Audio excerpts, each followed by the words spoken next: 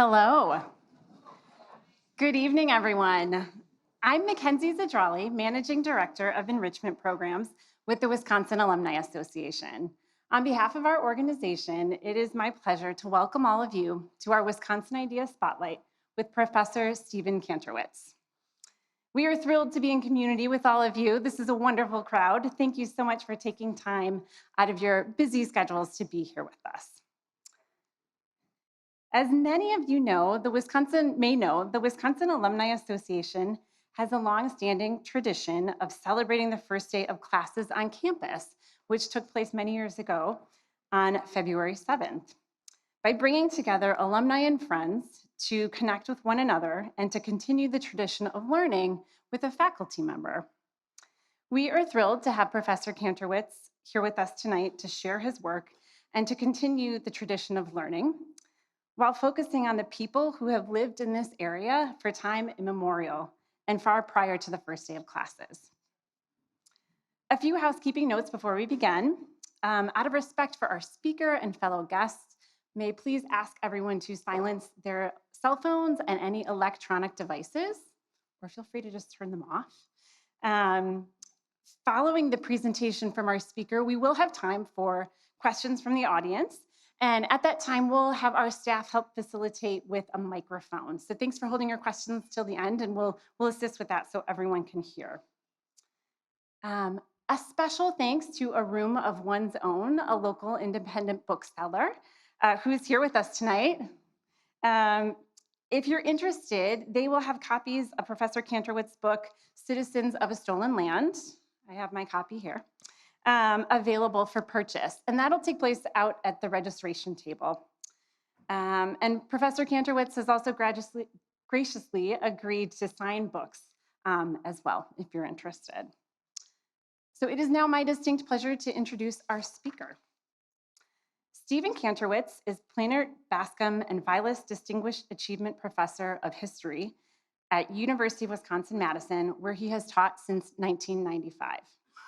His research focuses on race, citizenship, and colonialism in the 19th century of North America. He is the author of prize-winning works, including Ben Tillman and the Reconstruction of White Supremacy, and More Than Freedom, Fighting for Black Citizenship in a White Republic, 1829 to 1889. His latest book, Citizens of a Stolen Land, A Ho-Chunk History of the 19th Century United States, was published in 2023 by the University of North Carolina Press. His public-facing projects include co-authoring UW-Madison's study of the Ku Klux Klan on campus in the early 20th century, advising the university's Public History Project, and now the Rebecca M. Blank Center for Campus History, which explores history of exclusion and resistance on the campus from its beginnings to present. And working with Our Shared Future, a faculty-driven collaboration which seeks to educate the campus about its Native American past and present. He has been a fellow at the Radcliffe Institute for Advanced Study and held the Fulbright Chair in American Studies at SDU in 2016 and 2017. So please join me in giving a warm welcome to Professor Stephen Kantrowitz. Thank you.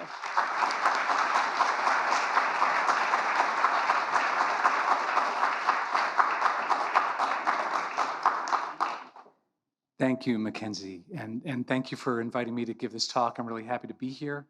I think I said to Mackenzie, I don't think I've been in Trip Commons in 20 years. So it's kind of a nice reunion. And I will just get right to this so that we can have some time for conversation and questions afterwards. This talk is, as Mackenzie suggested, derived from the research I did for this book, Citizens of a Stolen Land. And you have to start at the beginning of a very difficult history, which is to say that between 1828 and 1837, the United States coerced the Ho-Chunk people into signing a series of treaties that stripped them of legal title to their ancestral homeland. Over the next 40 years, the federal government engaged in repeated expulsions of the Ho-Chunk people to new homelands and reservations west of the Mississippi. Despite this, they persist today. Their descendants remain here as the tribal members of the Ho-Chunk Nation. And this raises a really important series of questions. How did their ancestors defy the federal government and the federal soldiers and the federal treaties? And how did they reestablish a legal claim to be the occupants of parts of their ancestral homeland? This book is not a history of that story from the inside. I am not a Ho-Chunk tribal member. I cannot pretend to speak from the inside of that experience.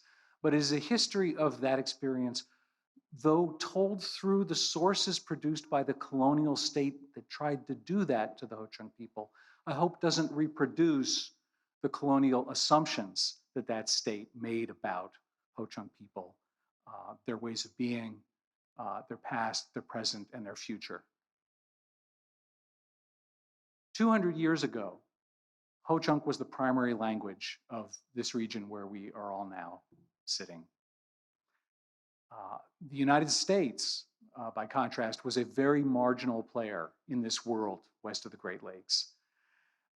There were some colonial forces and powers present in the region. The French had been here for a long time. The British were close by and had been around.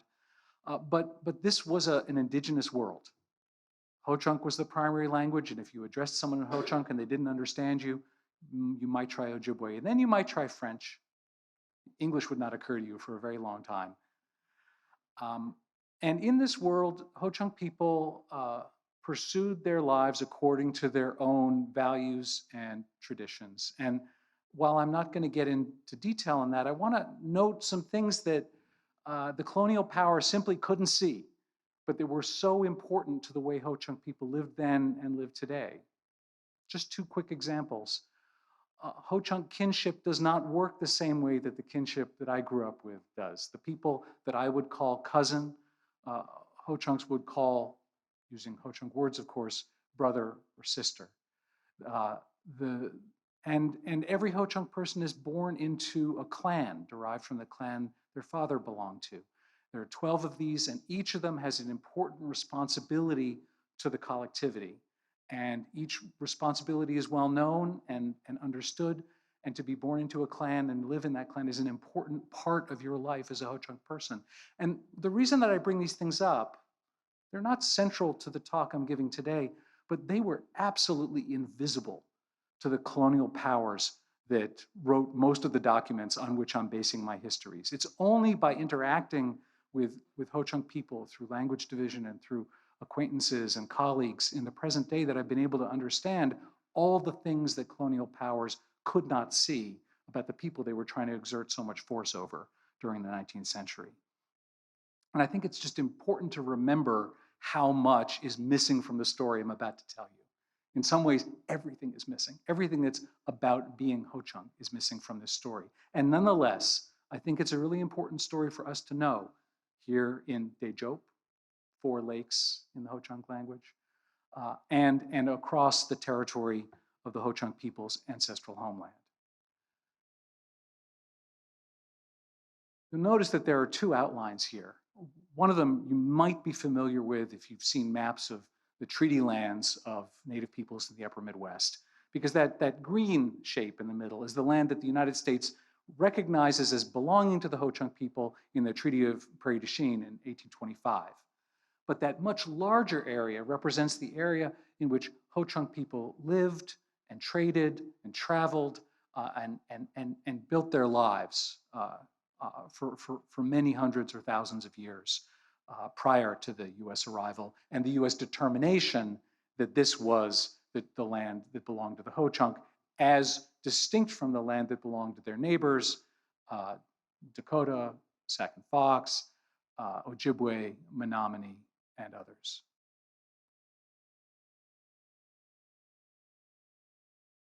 The United States had only made that agreement with the Ho-Chunk people for a few years before American invaders began to enter Ho-Chunk lands, to steal Ho-Chunk resources, to abuse Ho-Chunk people, and to create havoc in Ho-Chunk society. They came with guns, they came with mining tools, they came sometimes, though it was illegal, with enslaved people. And these land pirates essentially squatted on and appropriated the resources of the Ho-Chunk people. And when the Ho-Chunk people protested, the army came in ostensibly to keep the peace and ended up ratifying the claims of these invading squatters. Now, you know this story if you've grown up in Wisconsin, but you don't know it by those words. Where I've just said squatter, you may know the word settler or miner or badger. Where I've suggested that these are vigilante gangs, you may have thought of the word militia. You have definitely heard of the leader of the vigilante gang that is the fiercest military power trying to wrest this territory from the Ho-Chunk people.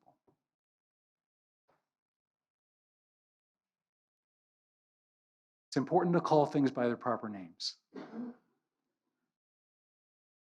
Having seized a third of the Ho-Chunk people's domain in a treaty in 1829, the Ho-Chunk suffered the great misfortune of having another conflict between the US and a native people fought on their territory just a few years later in 1832, when Blackhawks band, refusing their own expulsion from lands in what's now Illinois, flee American forces and end up in the Ho-Chunk homeland.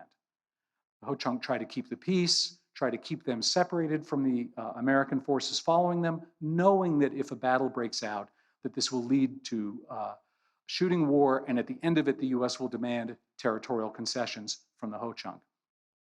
They do not quite succeed in keeping Blackhawks and the American forces separate. And at the conclusion of the war, with thousands of US forces on the ground in the Ho-Chunk homeland, the United States demands a further concession of land. And as the treaty commissioners frankly admit in their journals, which are preserved in the National Archives, this treaty is made on the blended ground of conquest and contract. And here, in the aftermath of the Black Hawk War, in the aftermath of the treaties of 1829 and 1832, state makers begin the process that historians and other scholars sometimes call settler colonialism, which is that process of destroying an indigenous society and replacing it with a new one full of settlers, new laws, new languages, new forms of property, and new people. And the seal of the territory of Wisconsin really tells this story. With first its overarching motto, civilization, civilitas successit barbarum, civilization takes the place of barbarism, which is how the framers of the Wisconsin Territory understand their project. And then further, in all of the kind of things representing modernity and virtue in this seal, a brand new territorial capital, the latest sailing and steamship technology, a yeoman farmer, a white man himself driving a team and a plow, cultivating the landscape according to Euro-American practices of land ownership and crop cultivation. And in the middle of the seal, facing west, a crudely drawn, clearly native figure looking across the Mississippi, where we're meant to understand his future resides. The year after the Wisconsin Territory is formed, the United States extracts another treaty from the Ho-Chunk people, this time in another act of coercion, threatening and withholding promised annuities from previous treaties, threatening the people who had been coerced into coming to Washington, and finally extracting a treaty from people not authorized in Ho-Chunk clan terms to sign such a treaty that ceded the rest of the Ho-Chunk people's ancestral homeland to the United States. And this began a 40-year period of exile and diaspora, of ethnic cleansing from Wisconsin into other territories. First, an exile to what was called the neutral ground, a territory mostly in Iowa and part of Minnesota today. It was understood by policymakers to be a temporary home for the Ho-Chunk people, not a final place. They had other plans for the Ho-Chunk people and other plans for that territory. It was about to become the state of Iowa, and they knew they were not going to allow Native people to remain on it in that case. Two, that territory was too close to the Wisconsin homeland, too easy to cross the river, too easy to return to the territory that Ho-Chunk people continue to think of as home. Nevertheless, this is the course that policymakers carried out beginning about 1840 of herding Ho-Chunk people together into camps on the riverbank and forcing them across the river into the neutral ground. As with every other time in the next 40 years that the federal government will forcibly expel the Ho-Chunk people in large numbers, the human cost is just terrible. People are herded into small areas, they don't have proper sanitation, they don't have enough food, they don't have enough water, and people die in large numbers, by the hundreds, in fact, each time.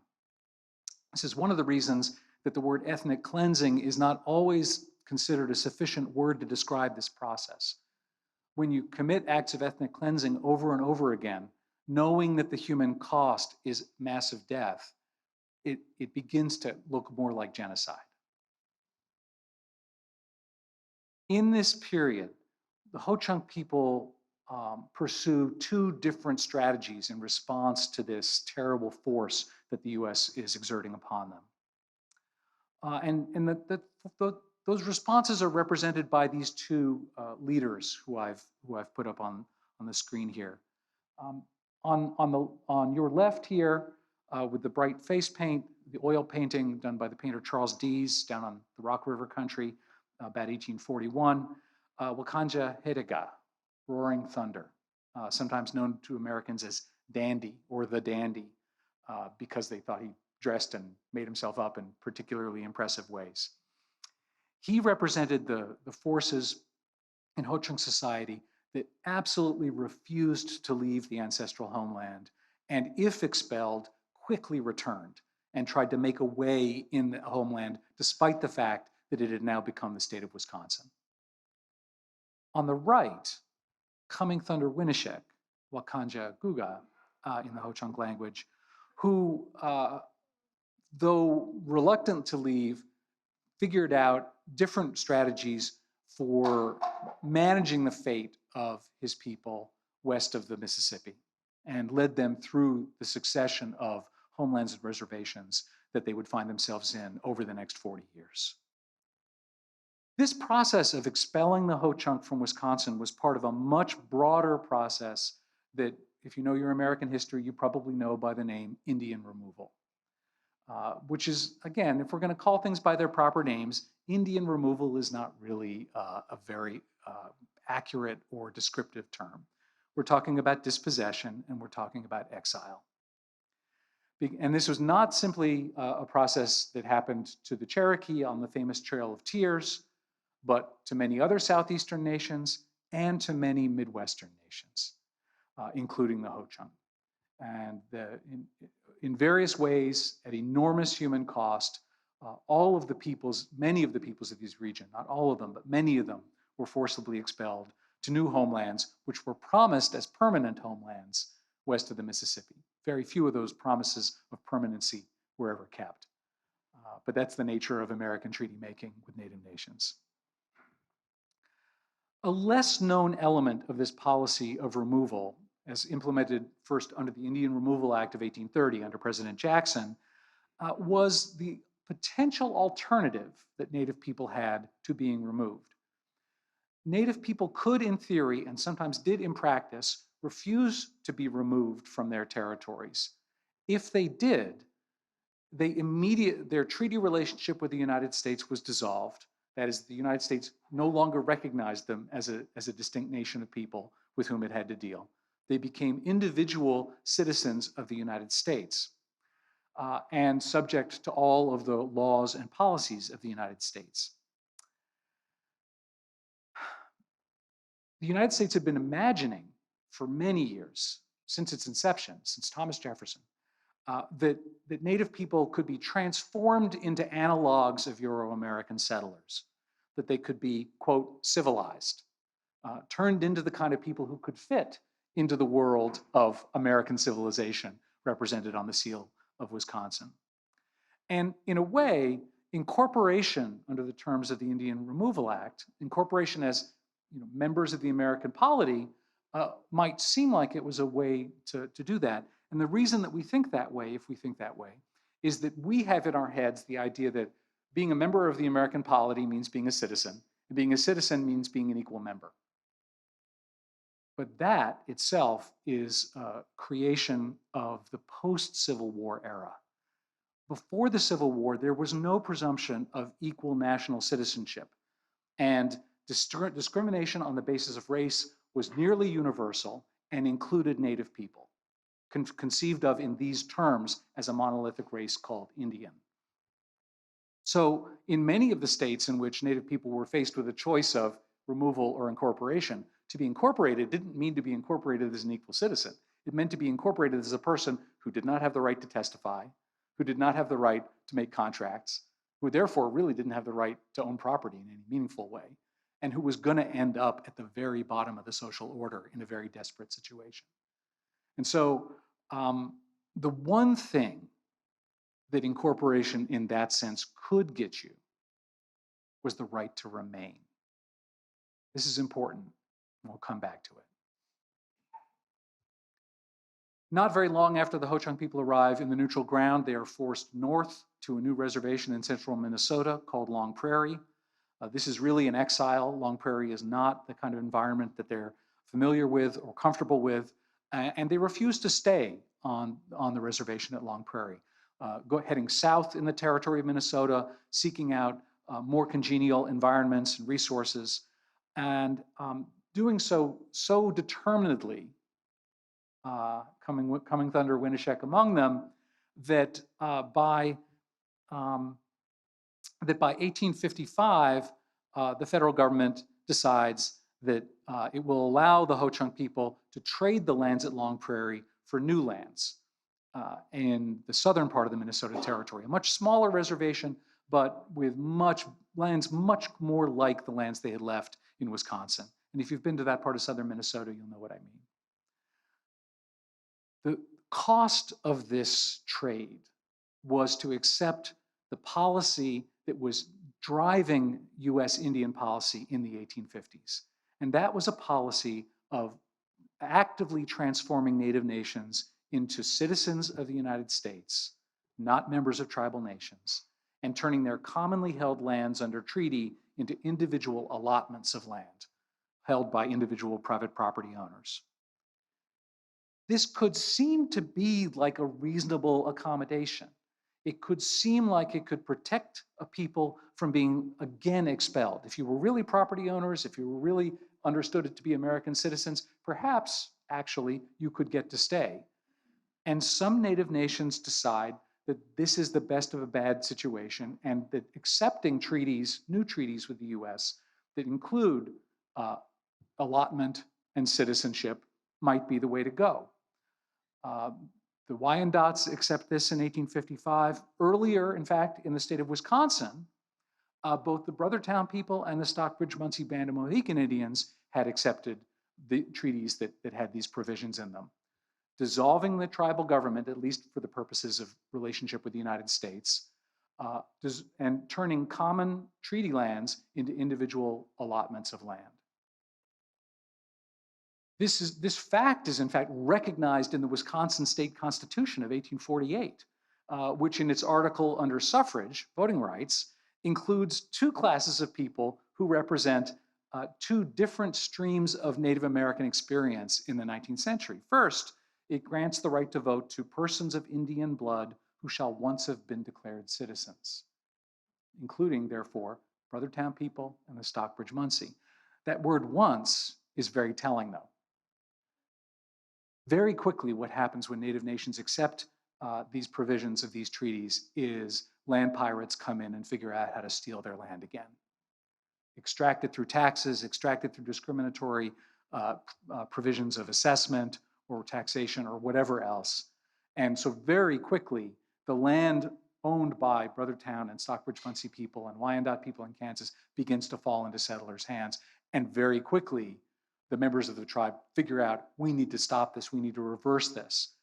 The Stockbridge Muncie are able to reverse the treaty that had detribalized them in American eyes and get re-recognized in American law. But not before a lot of that land had fallen into some dispute between them and American settlers. So the provision in the Wisconsin Constitution that says person who shall once have been declared citizens is a way of saying, even though you're not citizens anymore, we still recognize you for these purposes, and for purposes of lawsuits, by the way, as being citizens of Wisconsin. And then there's this category, civilized persons of Indian descent, not members of any tribe. People who the US or state governments account as having become, quote, civilized, living like, acting like, owning like, maybe talking like Americans in a way that Americans recognize. Now, what civilized really literally means as a legal matter is left deliberately vague, both in the Wisconsin Constitution and in the other constitutions that have this language from this era. And that's so that local authorities can make those determinations on their own about who counts and who doesn't for these purposes. This too will become important, and I will also come back to this point later on.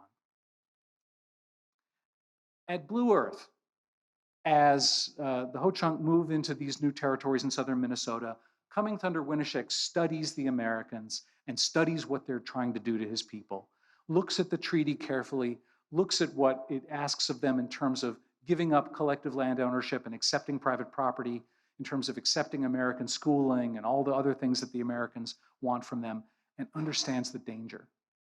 In 1859, the US comes back just 4 years later and demands another treaty that effectively cuts the Blue Earth lands in half. And Coming Thunder Wineshek is not having it. He rejects this. He refuses to take part in the negotiations. He refuses to go to Washington. He refuses to have any part of it at all. And when they do the treaty anyway, he leads a rebellion. So that when the census takers come to the reservation to take a census of the Ho-Chunk people, he refuses to let it happen. And he and his allies go into the stockade where everyone's being counted and drive everybody out. We're not going to let you know who we are. So you don't know how many we are. So you don't know how many plots of land you need for us. And then when the surveyor comes to divide the land up anyway into private allotments, he grabs the surveyor's spikes and threatens to stick him with it. He's very serious about trying to slow this process down. And he does it so successfully that although the Treaty of 1859 demands this, when the Civil War breaks out in 1861, they still haven't accomplished, the US still has not accomplished their ends. It looks like he may have delayed the conquest of the Blue Earth lands indefinitely. But the Civil War brings another war, brings the rebellion of the Dakota people against US conquest, in what we know as the US Dakota War of 1862, a rebellion against US settlement and invasion in which the Dakota people go to war and clear southern Minnesota of white settlement for a period of time, for weeks, until the US Army comes back in force, puts down the Dakota in force, captures thousands of fighters, imprisons them in internment camps, captures many civilians as well, and interns them at Fort Snelling and at other places, and sentences in drumhead trials, some lasting just 5 or 10 minutes, sentences more than 300 Dakota men to execution. 15 Ho-Chunk men are also subject to tribunals, but on the whole, Ho-Chunk people had not fought with the Dakota in this war, even though their homeland at Blue Earth was cheek by jowl to the Dakota homelands just up the river.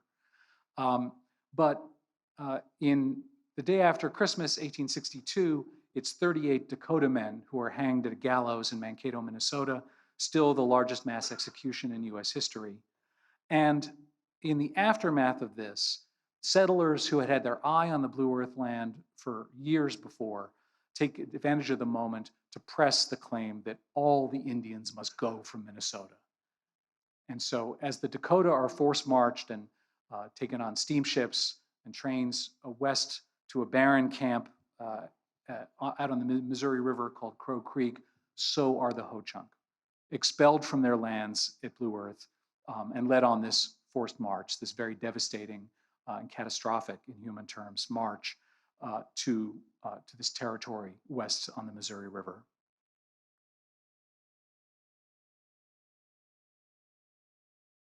The Ho-Chunk don't stay at Crow Creek. Crow Creek is inhospitable. There's not enough food. There's not enough water. It's too cold. And they begin cutting down trees on the riverbanks and turning them into dugout canoes. They escape down the Missouri River and first take refuge with their friends and relations among the Omaha, who have a reservation in what's now eastern Nebraska. And in very short order, by 1865, the federal government acknowledges this fact that they have done this and allows them to establish a new reservation in eastern Nebraska. And they remain there today as the Winnebago tribe of Nebraska, Winnebago being one of the non-Ho-Chunk names for Ho-Chunk people.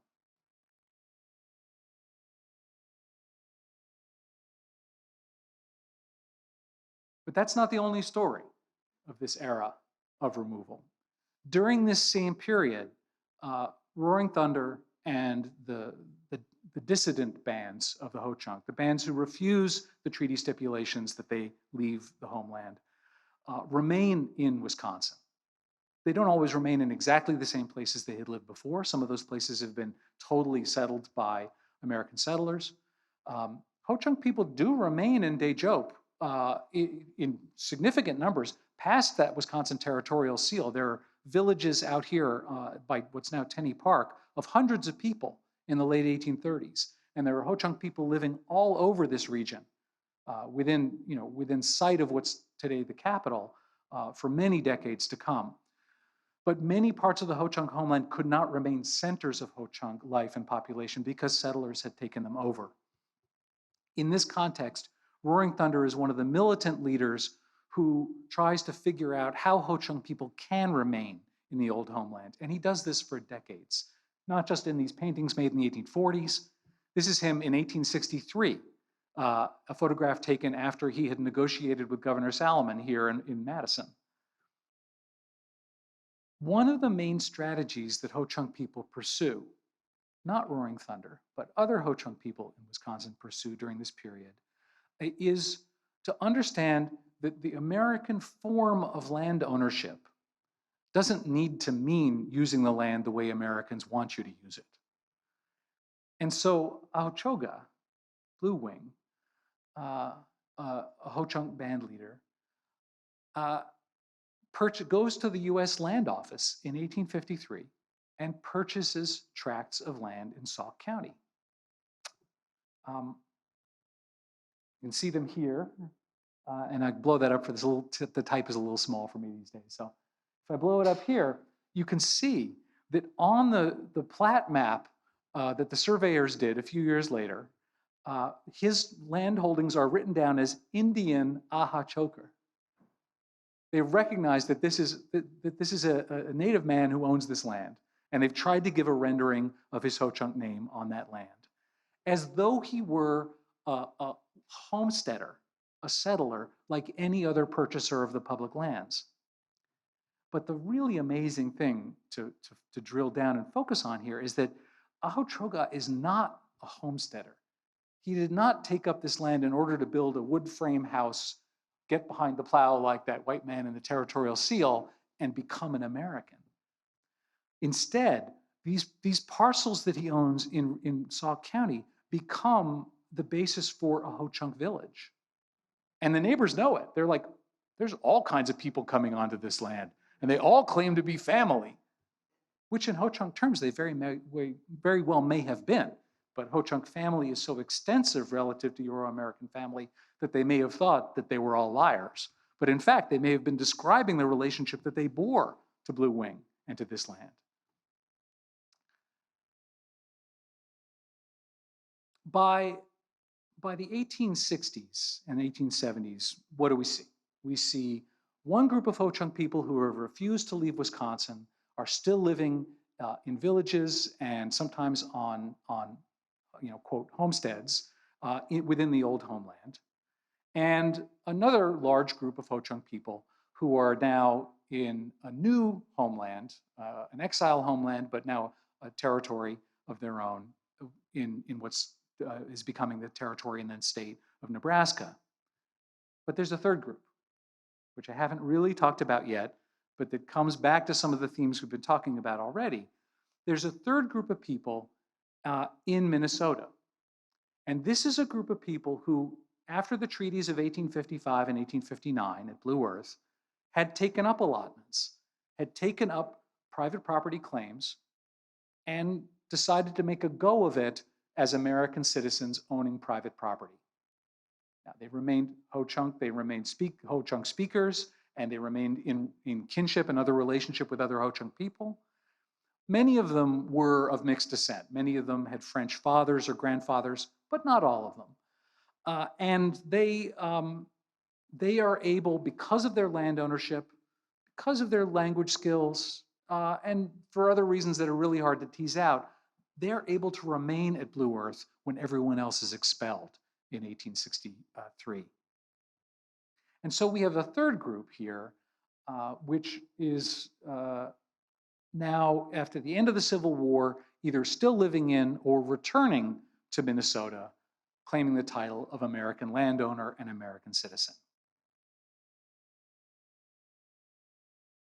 Everything is about to change because the nature of national citizenship is about to change.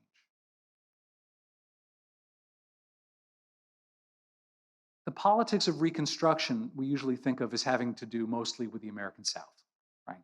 Reconstruction was a Southern policy. It had some Northern implications, but it's mostly in the South. And we also think of it as mostly having to do with the black-white dyad in American life, with the relationship of African Americans to the nation, to citizenship, and to the white majority. But the revolutionary remaking of the Constitution during Reconstruction, notably the 14th Amendment, has significant consequences for Native Americans, even though it was not intended to. This language of the Citizenship Clause of the 14th Amendment, which is the one I'm going to focus on today, is devised explicitly in the framers' terms to exclude Native people, at least to exclude Native people who have not abandoned tribal government and abandoned the claim to be, quote, Indian. All persons born or naturalized in the United States and subject to the jurisdiction thereof. If you are a citizen of a native nation, this assumes you are not subject to the jurisdiction of the United States. You're one or the other. So either you're in or you're out. And most Native people who are parts of tribal governments are therefore out. But this is also a very complicated moment in American life, because it's a very revolutionary and in some ways very optimistic moment, a moment when some parts of American society are imagining that the promise of America might actually be a multiracial nation with a non-racial principle of citizenship, and that all different kinds of people could be accepted, absorbed, and rendered equal within that common framework of assumptions: self-government, freedom, equality, the franchise, the rest. And so we have this common table of Uncle Sam's Thanksgiving dinner, a very optimistic imagining of the future of the United States. This is 1869, right between the ratification of the 14th Amendment and the ratification of the 15th Amendment. But some of you have noticed already, there's an odd figure in this picture, right? It's as though Thomas Nast, the cartoonist, does not know what to do with this man. Does he really fit at the table? And if so, how? How is Indianness, how is this status to be reconciled with the status of citizen? Well, the allotted Ho-Chunk at Blue Earth think they know. They think that the answer is that they become fully recognized as American citizens, that they take all confusion out of the matter, and they petition their representatives in Congress in Minnesota, who bring a bill to the floor of the Congress, and lo and behold, in 1870, at the courthouse in St. Paul, 160 Ho-Chunk people become eligible for naturalization as US citizens. Naturalization, as though they were immigrants. And in fact, this form that they have to fill out is very much like the form that my great-grandparents had to fill out when they arrived at Ellis Island, a couple of decades later. Swears you're not beholden to a foreign power, that you can support yourself, all these things. And then some citizen witnesses have to attest to the fact that you're telling the truth. And those allotted Ho-Chunk people at Blue Earth become US citizens at the courthouse in St. Paul between 1870 and 1872. But around that same time, a movement emerges again in Wisconsin to say, there are too many Ho-Chunk people still here. These vagabonds, these desperados, these outlaws, they need to be expelled once and for all so that Wisconsin can become the kind of polity we want it to become. And they get that bill passed through Congress in 1872 and begin preparing for an expulsion, an ethnic cleansing of Wakanjahedega's people and the rest who are not landowners from Wisconsin in 1873. As that campaign is gearing up, Ho-Chunk people in Wisconsin, mobilizing their trading partners and allies in white society, figure out that the same Reconstruction politics of national citizenship that helped their kinsmen in Minnesota might be able to help them too. And they send a petition to the federal government. They describe themselves as the descendants of what was known as Dandy's band, Roaring Thunder's band. And in this petition, they forswear any tribal relation to the Winnebago people, because of course that would mean that they belong out there in Nebraska. They don't want that. They want to stay. And say they have love for Wisconsin, they have love for its land, which is of course true, they do. Maybe not the Wisconsin of the seal, but the Wisconsin they've been living in the whole time. And using the language of American Reconstruction and constitutional liberty, language designed to flatter a member of Congress, let's say. They further represent that they and each of them are sufficiently intelligent to control his own affairs, that they are willing and anxious to make homestead claims or purchase real estate and adopt the habits and customs of civilized life, and become, as they put it, gain the inalienable rights of man. Now, of course, it's possible to read this and say, who put them up to this? How did they come up with that language?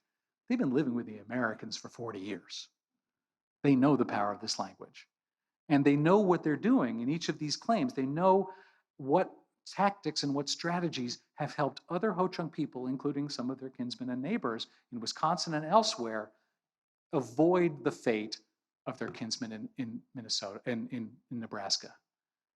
They know the languages that work. And guess what? It works. This petition goes to the Congress and is taken up in Congress by a die-hard enemy of Reconstruction.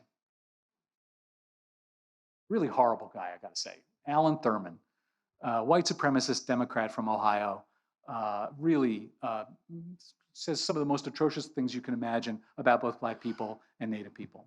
But he hates Reconstruction. He hates the idea of equal national citizenship, especially equal national non-racial citizenship. He thinks this is a complete reversal of everything the United States is supposed to stand for. And it's been forced upon white Southerners in ways that he finds completely unacceptable. But now, in 1873, here come these Wisconsin Republicans, the same ones who voted for that Reconstruction policy, saying, we'd like to get rid of these Ho-Chunk people because they're not good neighbors to us. And he says, ho, ho, ho. Now you think it's okay to discriminate. And he embarrasses them so badly on the floor of the Senate, he's kind of a terrific orator actually, that they agree to a ridiculous stipulation in the removal bill, which is that they're not allowed to use force to do it. I know. Now, they don't plan to honor that, and they don't. Around Christmas time, 1873, companies of troops come down from Fort Snelling and from Sparta, and they begin rounding up Ho-Chunk people across the Wisconsin countryside. And again, people die in large numbers as they're forced into boxcars and shipped out west to Nebraska in the middle of the winter. It's a truly horrifying experience. But as they do, and as word gets back to Washington what's happened, Thurman and others raise a howl. They're like, you don't have authorization to do this. You're not allowed to use force. And they're left with all kinds of ridiculous arguments like, oh, they went voluntarily when they've gone in chains, right? That's absurd. And what's more, many Ho-Chunk people have evaded that removal entirely by getting ahead of it by doing, guess what? Going to the land office and buying an acre or two of land in northern Wisconsin. Not the land they live on, not land they ever intend to live on in some cases, but a deed to that land, a patent in their pocket. And when the troops begin rounding people up, they are so unclear what the terms of this conversation are. Reconstruction and Ho-Chunk ingenuity have made the terms of this so unclear that the troops don't know. The officers of these troops don't know who's legitimately rounded up and who's not. If they have pants on or they have a title deed in their pocket, I just sort of figured they get to stay. And this, like the refusal to allow force in the law itself, means that the Ho-Chunk people figure out very quickly exactly what they need to do in order to come back to Wisconsin. Say they're landowners, put on a pair of pants, come back, because there is no military authorization to hold them in Nebraska, because the Removal Act doesn't allow it. In very short order, people like Mary Crane, Otokowinga, lead their families and bands back from Nebraska to Wisconsin. And in a very short order, in fact, she is also part of a delegation to Washington that lobbies for a new provision that will make this formal and legal. And in 1875, as an appendix to an appropriation act, the Wisconsin Ho-Chunk get the right to be in Wisconsin and to own land there, to buy homestead land. And by the early 1880s, they are able to cash out their prorated shares of the tribal fund derived from earlier treaties to purchase that land with. And so what we have today is a Wisconsin tribal nation landscape in which most, not all, but most tribal nations have a homeland that is the product of a 19th century treaty. But some, including the Ho-Chunk, don't. They have instead lands that they have reconstituted in the post-removal era, in the post-treaty era, as their tribal and trust land. And those are the homelands of the Ho-Chunk people today. That's why that map looks the way it does. And to say that they're here today is actually really essential, because this is not a 19th century story alone. This is also a 20th and a 21st century story, not a story buried in the distant past, but one that continues, a story that goes on in our life and, of course, in the life of the Ho-Chunk people themselves. And right on this campus, right now, we are in the middle of an effort to reimagine our relationship to that history and to the people who are here today among us as our friends and neighbors. And that is one of the ways that through our shared future on the campus, through the ingenuity of Molly Paulette, a graduate student in anthropology, an artist and a Ho-Chunk tribal member, we have this beautiful banner that's been flying much of the fall and will fly again in the spring, seed by seed, representing the Ho-Chunk clans, Ho-Chunk relationship to Dejope, to the Four Lakes area. The Ho-Chunk people are still here.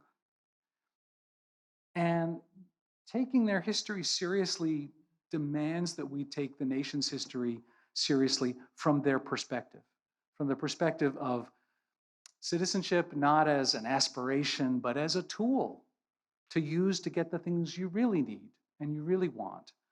In this case, the right to remain in their homeland, the right to call themselves and be understood in US eyes as a sovereign nation and a sovereign people in crucial matters, from legal jurisdiction to child welfare, to adoption, to cultural revitalization.